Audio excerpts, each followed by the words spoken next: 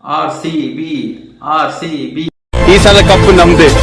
Guys, இந்த வீடியோல நம்ம ஆர்சிபியோட பிளேயிங் 11 தான் பார்க்க போறோம். பெஸ்ட் பிளேயிங் 11 என்னவா இருக்கும் இந்த சீசன், அண்ட் தென் ரேட்டிங் தான் நான் தர போறோம். ஃபைனலா ரேட்டிங் எவ்வளோ அவுட் ஆஃப் 100 எவ்வளோன்ட்டு பார்ப்போம். ஸோ வீடியோக்குள்ள போலாமா? வாங்க. எஸ், இப்போ நம்ம என்ன பார்க்க போறோம்னா, ஃபர்ஸ்ட் ஆர்சிபி ஓப்பன் யார் இருக்கணும் பார்க்கணும். ஸோ அதுக்கு முன்னாடி நான் ஒன்று சொல்லிக்கிறேன், வருத்தப்படாதீங்க, கோவப்படாதீங்க. ஆஸ் ஆர்சிபி ஃபேனாக இருந்தீங்கன்னா, RCB management you deserve this. So S guys, என்னன்னா டீம் எடுத்து வச்சிருக்காங்க. ஒரு டீம் எப்படியோ என்னன்னு தெரியல, டிகேலாம் வேற இருந்தாரு டீமுக்குள்ள செலெக்ஷன் இதில், but still not a worthy சொல்லுவேன். ஓகே ஃபைன், பார்ப்போம் வர்த்தா வர்த்திலையா லாஸ்ட் வீல தெரியும்.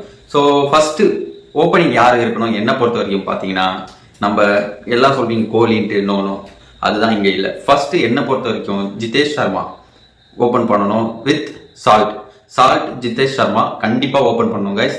எனக்கு என்ன பொறுத்த வரைக்கும் ஜிதேஷ் சர்மா மிடில் இல்ல ஃபைனல்ல யூஸ் பண்றதோட ஓப்பனிங்ல கண்டிப்பா எனக்கு தெரிஞ்சு யூஸ் பண்ணலாம். அவருக்கு அந்த ஷார்ட் செலெக்ஷன்லாம் நல்லா இருக்கு, நல்ல ஷார்ட் ஆடுவாரு. ஸோ பவர் பிளேவை கண்டிப்பா அட்லீஸ்ட் 6 ஓவர் இல்லைனாலும் அட்லீஸ்ட் ஃபர்ஸ்ட் 4 ஓவர் அவர் நல்லா யூஸ் பண்ணுவாரு நான் நம்புறேன் பிலிப் சால்ட்டோட. ஸோ ஃபர்ஸ்ட் ஓப்பனிங் பேர் இவங்க தான் நல்லா இருக்கும் நான் நம்புறேன். தென் 1 டவுன்ல கோலி வரலாம். மேபி கோலி இந்த சீசன் கேப்டனா இருக்க வாய்ப்பு இருக்கு. ஸோ 1 டவுன்ல கோலி வரலாம். ஸோ பேலன்ஸா இருக்கு. ஓப்பனிங்கே இறங்கி கேப்டன் அவுட் ஆகிட்டு போறதுக்கு 1 டவுன்ல வந்தா டீமுக்கு ஒரு கான்ஃபிடென்ட் இருக்கும். அந்த சுச்சுவேஷனை பார்த்து ஆடலாம், அடாப்ட் பண்ணி. அது கோலிக்கு ஆல்ரெடி கை வந்த கலை தான். ஸோ அதனால 1 டவுன்ல கோலி என்னை பொறுத்த வரைக்கும். தென் அதுக்கப்புறம் யாரு பார்த்தீங்கன்னா பட்டிதார். எஸ், ஸ்பின் அட்டாக்கு கண்டிப்பா பட்டிதார். அந்த ஆஃப்டர் 6 ஓவர்ல கழிச்சு ஸ்பின் கொண்டு வருவாங்க எல்லா டீமும். ஸோ பட்டிதார் போன சீசன் ப்ரூவ் பண்ணாரு, 50-50 அடிச்சாரு. ஸோ எனக்கு தெரிஞ்சு பட்டிதார் அந்த பிளேஸ்க்கு சூட் ஆவாருன்ற. அதுக்கப்புறம் பார்த்தீங்கன்னா Liam Livingstone. Yes, Liam Livingstone ஒரு 4-5 வருஷம் எனக்கு தெரிஞ்சு ஐபிஎல் அவ்வளோவா ஒரு பெர்ஃபார்ம் பண்ண மாதிரியே தெரிலங்க, பட் ஸ்டில் எடுத்திருக்காங்க. ஸோ லியாம் லிவிங்ஸ்டன் அடுத்த பிளேஸ். அதுக்கப்புறம் பார்த்தீங்கன்னா டிம் டேவிட், ஃபுல் டாஸ் மன்னன். ஸோ மும்பையில் இருந்த வரைக்கும் அப்படிதான் ஆடினாரு. ஃபுல் டாஸ் வந்தா 6 அடிக்கிறாரு, மித்தபடி ஆஃப் சைட்லாம் போட்டா அடிக்கவே இல்லை, அதுதான் நிஜம். லெக் சைட்ல வந்தா கூட ஏதோ ஆடுறாரு, ஆஃப் சைட்லாம் போட்டா ஒன்றும் பண்ண முடியல டீம் டேவிடால. ஸோ ஓகே, எனிவே எடுத்து வச்சிருக்காங்க. Okay fine. அதுக்கப்புறம் யாரு பார்த்தீங்கன்னா இதுக்கப்புறம் பேட்டிங் ஆடுறதுல அண்ட் வேர்ல்டு பெஸ்ட் ஆல்ரவுண்டர் எடுத்து வச்சிருக்காங்க ஆர்சிபி, குருணால் பாண்டியா. எஸ், குருணால் பாண்டியா ஸ்பின்னரா எடுத்து வச்சிருக்காங்க கைஸ். அதுவும் சின்னசாமி ஸ்டேடியம் எவ்வளோ டிஸ்டன்ஸ், 65 மீட்டர் தான். 60 to 65ல தான் 6 ரேஞ்சே இருக்கும். ஸோ அதுல பெஸ்ட் ஸ்பின்னர் அவங்க யார் எடுத்து வச்சாங்க? குருணால் பாண்டியா. என்னை பொறுத்த வரைக்கும் குருணால் பாண்டியா ஸ்பின்னர்னு நான் சொல்ல மாட்டேன். ஸோ அவர் வந்து ஃபாஸ்ட் பவுலர், மீடியம் பவுலர் நான் சொல்லுவேன், எடுத்துக்கலாம் அவரை. பட் ஸ்டில் எடுத்து வச்சிருக்காங்க. எனக்கு ஒண்ணுமே புரியல எதுக்கு குருணால் பாண்டியா ஆர்சிபிக்கு. ஸோ அங்க சகலே அடி வாங்குவாருங்க. நீங்க நல்லா பாருங்க, Chinnasamy ஸ்டேடியத்துல world class spinner Chahal அடி வாங்குவாரு, ரன் போவாரு. அப்போ குருணால் பாண்டியா அங்க சூட் ஆவாரான்ட்டு அவங்களுக்கு தெரிய வேண்டாமா? ஒண்ணுமே புரியல. தென் ஸ்வப்னில் சிங் அடுத்த இதுல வர்றது ஸ்வப்னில் சிங். ஓகே, அவரு என்ன பொறுத்த வரைக்கும் ஃபைன். அவர் வந்து எடுத்து ஆர்டிஎம் யூஸ் பண்ணி எடுத்தது எல்லாமே ஃபைன். ஏன்னா அவரு போன சீசன் அவர் தான் ஃபர்ஸ்ட் விக்கெட்டே எடுத்து கொடுக்குறாரு ஆர்சிபி. போன சீசன் அப்படிதான் அமைஞ்சது, வந்தா விக்கெட் எடுத்துடுறாரு ஃபர்ஸ்ட் விக்கெட். ஸோ அதை வச்சு பார்க்கும்போது ஓகே ஃபைன் ஸ்வப்னில் சிங். அதுக்கப்புறம் பார்த்தீங்கன்னா Hazlewood, one of the best pick. நான் ஆர்சிபி பண்ணல சொன்னா ஒன்னு பிலிப் சால்ட். ஓகே, சம பெஸ்ட் பிக். எல்லா டீமும் அவருக்கு எதிர்பார்த்தாங்க, பட் எடுத்துட்டாங்க ஆர்சிபி. தென் ரெண்டாவது பெஸ்ட் பிக்னா ஹேசல்வுட். ஆஸ்திரேலியன் பவுலர்னாவே ஒரு தனி இது இருக்கு. ஸோ ஹேசல்வுட் வந்து கண்டிப்பா என்ன பொறுத்த வரைக்கும் அந்த பவுன்ஸ் போடுறதுலையும் சரி, ஸோ இறக்குறதுலையும் சரி என்னை பொறுத்த வரைக்கும் பெஸ்ட்டாக இருப்பார். மேபி ரன் ஒரு இது போக வாய்ப்பு இருக்கு, பட் ஸ்டில் அவர் வந்து எனக்கு தெரிஞ்சு கண்ட்ரோலாக போடுவார் கண்டிப்பாக இந்த ஐபிஎல்ல. So Hazlewood. தென் புவி. எஸ், புவி. நான் இப்போ புவியை பற்றி தான் பேச போகிறேன். மேபி நீங்கள் புவி ஃபேனாக கூட இருக்கலாம் பல பேர். எஸ், எனக்கும் புவியை பிடிக்கும். எஸ், புவி எடுத்துட்டு போயிருக்காங்க, பட் அது என்ன பொறுத்த வரைக்கும் பேட் காலுங்க புவிக்கு போனது. பிகாஸ் நான் என்ன சொல்லுவேன்னா, ஆர்சிபி வந்து கண்டிப்பா ஒரு நல்ல ஃபார்ம்ல இருக்க பவுலருக்கு தான் போயிருக்கணும். அவங்க கிட்ட பர்ஸ் நிறைய இருந்துச்சுங்க. ஆஃப்டர் பஞ்சாப்க்கு அப்புறம் இவங்க கிட்ட தான் எனக்கு தெரிஞ்ச பர்ஸ் அதிகமா இருந்துச்சு. ஸோ அவங்க வந்து பெஸ்ட் பவுலருக்கு போயிருக்கணும். எஸ், புவி நான் பெஸ்ட் பவுலர் இல்லைன்னு சொல்லல, பட் டைம் இப்ப கிடையாது. புவி பழைய புவி கிடையாது இது, அதை புரிஞ்சுக்கோங்க.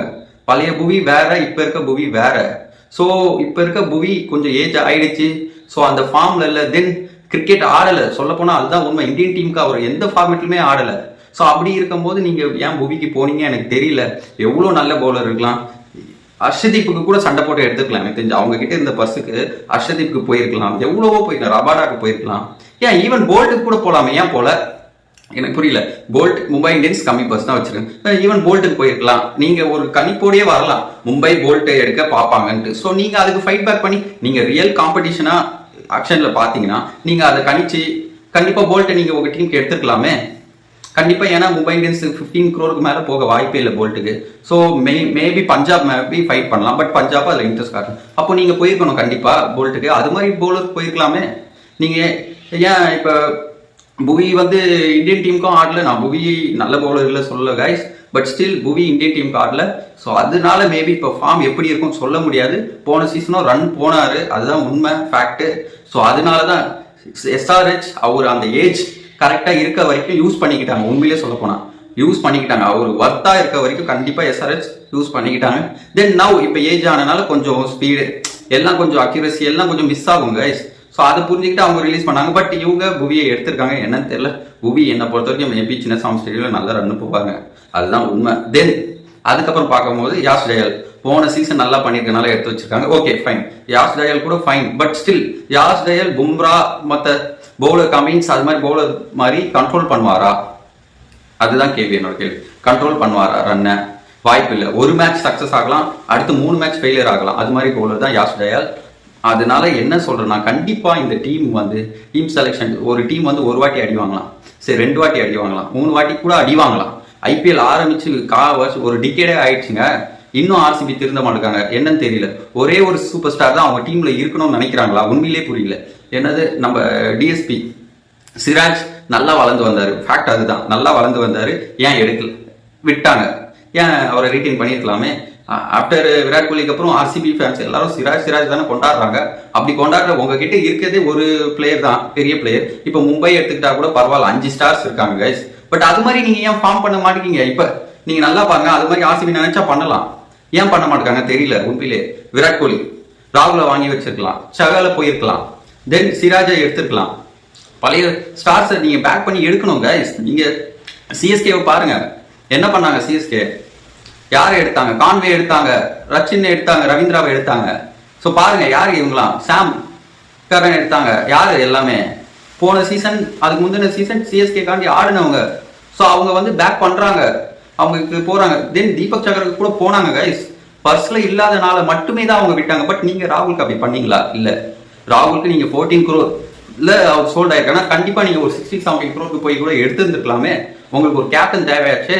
நீங்க டீமை பத்தி கேர் எடுத்தீங்கன்னா கண்டிப்பா நீங்க யோசிச்சிருப்பீங்க, ஒரு கேப்டன் தேவை நம்மளுக்கு டீமுக்கு ஃபியூச்சர். நீங்க நினைக்கலாம் விராட் கோலி மேபி இந்த சீசன் பண்ணலாம் கேப்டன்சி, இல்ல அவரு பண்ண. எனக்கு என்ன பொறுத்த வரைக்கும் 50-50 சான்ஸ் தான் விராட் கோலி கேப்டன் பண்றது. மேபி பண்ண வாய்ப்பு கூட இருக்கு. ஏன்னா பிகாஸ் எல்லாம் போன சீசன் நல்லா அப்படி போன சீசன் மோஸ்ட்லி ஃபேப் பண்ணல கேப்டன்சி. ஸோ விராட் கோலி தான் ஃபேப் கிட்ட ஃபீல்டிங் அங்கே இங்கேன்ட்டு மாத்திக்கிட்டு இருந்தாங்க, நல்லா தெரியும் அது மேட்ச்லேயே. ஸோ மேபி விராட் கோலி கேப்டனா இருக்க வாய்ப்பு இருக்கு. ஸோ மேபி இருக்குன்னு தான் நல்லா தான் இருக்கும். பிகாஸ் போறதுக்குள்ள கண்டிப்பா வேர்ல்டு கப் அடிச்சாரு, போறதுக்குள்ள மேபி ஒரு ஐபிஎல் கப் அடிக்கலான்ட்டு கூட இருக்கலாம் கேப்டனா. ஸோ எனிவே விராட் கோலி கேப்டனா இருந்தா கண்டிப்பா ஆர்சிபிக்கு அது நல்லது தான் என்ன பொறுத்த வரைக்கும். But team selection very very வஸ்ட்டுங்க. அதை நான் சொல்லுவேன். என்ன பொறுத்த வரைக்கும் ஆர்சிபி நான் கொடுக்குற rating out of 165. So next நம்ம மும்பை சிஎஸ்கே டீம் ரிவ்யூலாம் பார்ப்போம். So until then see you next video. Bye.